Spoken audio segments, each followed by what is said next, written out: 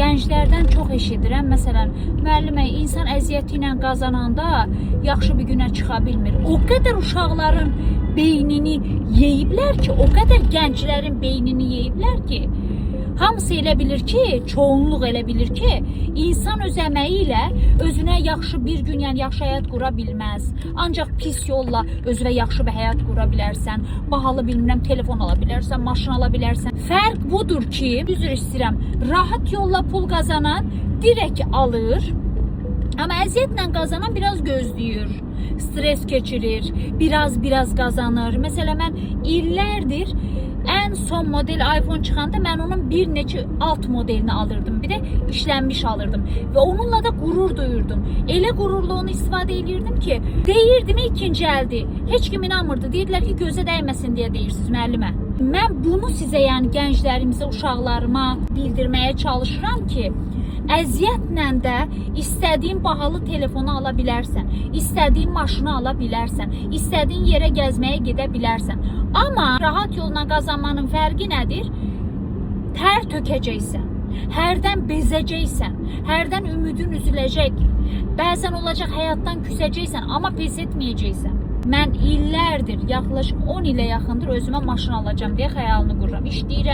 İşləyirəm. Sizə gəlin bunu deyim də. Gözümün önündə heç bir iş yapmayan, üzr istəyirəm, doğru olmayan yollarla bahalı maşını, evi, mən gecə gündüz işləyirdim, dərs verirdim, uşağımı böyüdürdüm. Səhv yola adım atmırdım, amma onlar gözümün önündə rahat. Bəzilərinizin acığına gəlir ki, mən gecə gündüz əziyyət çəkirəm, amma başqaları rahat yolla istədiyi həyatı yaşayır. Rahat yolla yaşanılan həyatın sonu olmur. Kısa müddətli olur. Elə bir ki, ucuz bir mal kimi. Orijinal olmur. Onun da sonu olmur. Siz sadece o müddəti görürsünüz. Elə bilirsiniz ki, hə, yaşayırlar. Xeyr, buradan həyatda bir şey etmeye çalışanlara, əziyyət çəkənlərə, kənardan onlara, abla kim eləyib sən də eləyərsən, kim əziyyətlə indiyə qədər bir günə çıxıb deyənlər var, başqalarını küstürürlər həyatdan.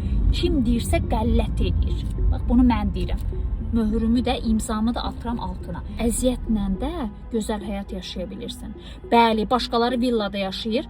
Sən bəlkə də villada yaşamaya bilirsən. Başqaları bir il bir şeyler eləyir. O evi alır, maşını alır, telefonu alır. Sən 5 il, 6 il, 10 il işləyirsən, onu alırsan. Amma öz əziyyətinlə alırsan, öz zəhmətinlə alırsan, qururla yaşayırsan, başı yuxarı gəzirsən.